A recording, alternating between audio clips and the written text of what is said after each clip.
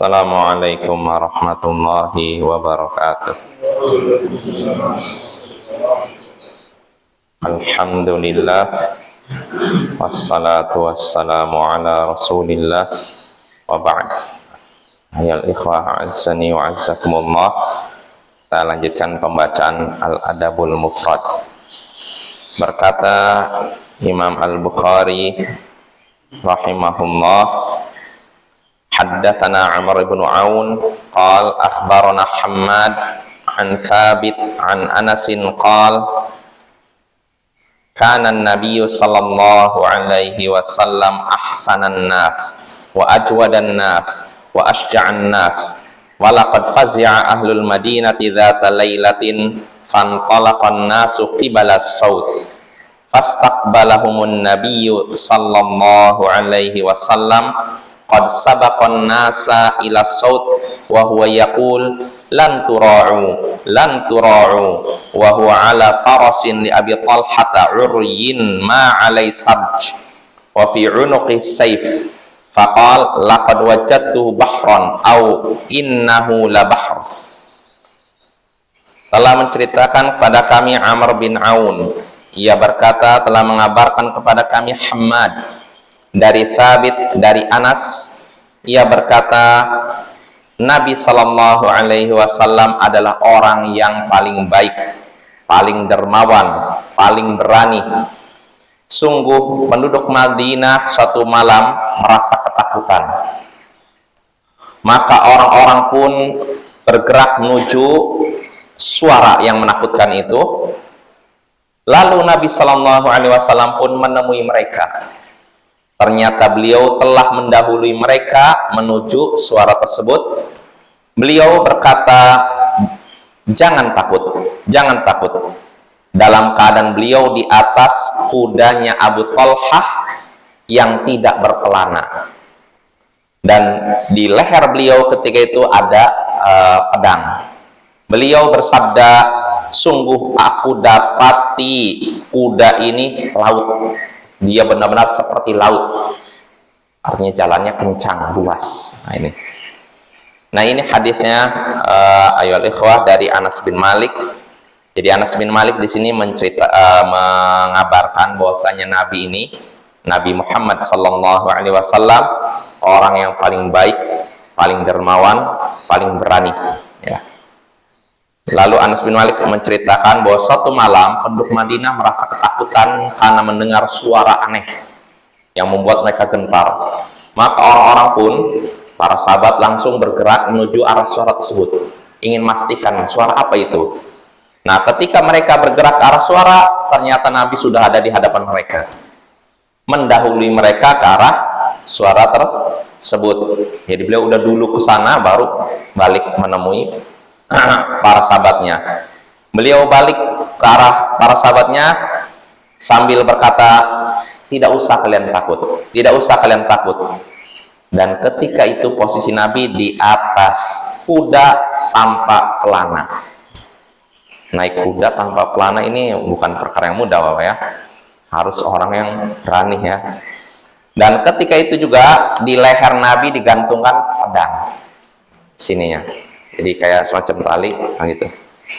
Beliau berkata, sungguh aku dapati kuda ini laut.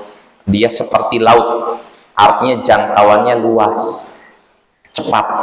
Padahal disebutkan oleh para ulama, kuda milik Abu Talhah ini sebenarnya lambat, jalannya lambat.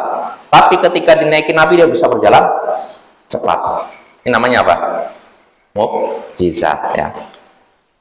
Nah, dari hadis ini kita bisa mengambil beberapa pelajaran, di antaranya keutamaan Nabi sallallahu alaihi wasallam karena beliau memiliki 3 sifat utama: baik, dermawan, berani. Nah, kenapa Anas bin Malik cuma menyebutkan 3 kata para ulama? Karena 3 sifat ini adalah induk dari sifat-sifat baik lainnya. Kalau seorang sudah punya 3 sifat tadi, baik, dermawan, sama berani, maka sifat mulia lainnya ngikutin ini. Nah, ini keistimewaan Nabi kita sallallahu alaihi wasallam. Lalu faedah berikutnya juga yang bisa kita petik dari hadis ini, yakni keutamaan mendahului orang lain dalam mengetahui berita yang menakutkan. Di antaranya berita kalau adanya musuh. Keutamaan mendahului orang lain dalam mencari berita yang menakutkan seperti datangnya musuh. Ya contohnya di sini para sahabat ketakutan. Apa ini, suara apa? Apakah musuh menyerang kita? Mereka bergerak sana, ternyata Nabi sudah mendahului mereka. Nah ini ya, Nabi ini orang yang berani ya. Jadi ini menunjukkan keberanian Nabi juga.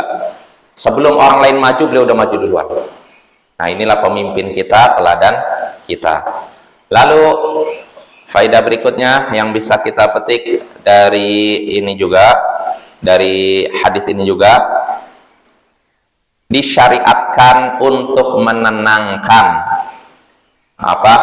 orang lain, menenangkan orang lain agar tidak ketakutan.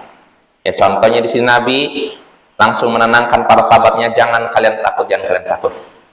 Nah ini yang seharusnya kita lakukan, membuat orang merasa aman, bukan membuat orang merasa takut dengan di-share di medsos berita-berita yang bikin takut. Ya, kalau niatnya untuk bikin waspada nggak masalah. Tapi kalau terus-menerus dikabarkan berita menakutkan, ini tidak disyariatkan. Lalu faedah berikutnya yang bisa kita petik dari hadis ini juga, bolehnya berjihad dengan kuda pinjaman. Dengan kuda pinjaman, bukan kuda milik sendiri.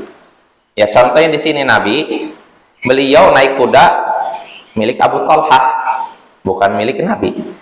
Nah ini menunjukkan boleh seseorang perang atau menjalankan suatu tugas dengan menggunakan kuda pinjaman.